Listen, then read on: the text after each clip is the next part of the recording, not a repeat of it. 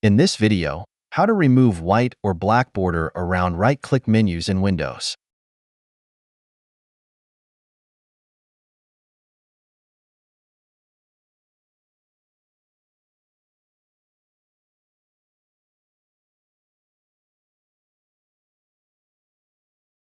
To fix it, let's open the Windows settings.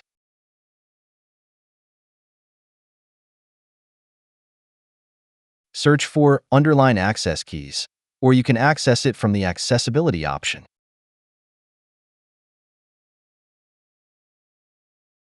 Toggle the switch to turn it off.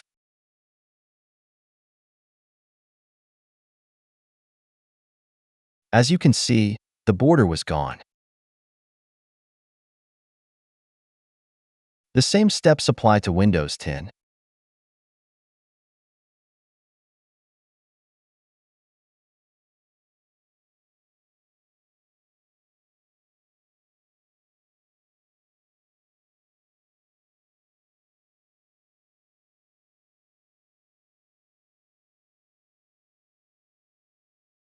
That's it. Thanks for watching. Don't forget to like and subscribe, and see you in next videos.